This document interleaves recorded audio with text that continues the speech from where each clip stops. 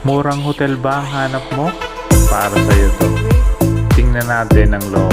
Yan o, napakalaki ng bathroom nila. Separate yung toilet bowl. Ito yung liguan nila. Dito naman sa kabilang side, dito yung kwarto, loob ng kwarto natin. Malaki yung kinuha natin, 2 single bed sa 2 bata.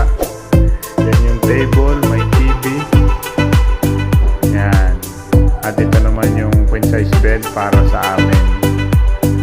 Sa loob, merong bintana. Makikita natin yung mga kalapit na building. Maganda rin ang view. Kita nyo, nakapalibot ay building. Yan. Pero siyempre matatanaw mo rin yung baba niyan. Yan. Tapos ito yung breakfast buffet nila. Napakarami ng choices. May fruits, bread, saka pang-almusal na pagkain nandyan.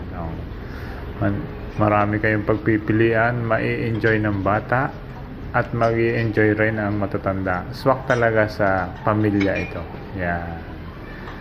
Kung bago ka pa lang sa akin channel, humihingi ako ng subscribe. Napakalaking tulong na. Salamat sa panonood.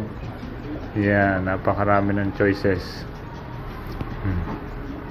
Sulit na sulit ang ibinayad natin sa hotel na to. Pangalan niya pala nito ay Ramada Hotel sa Seoul, Nandaimon. Yan ang view sa kainan. At ito kami, kumain na. Yan. Ito yung picture namin sa labas. Maraming salamat sa panonood.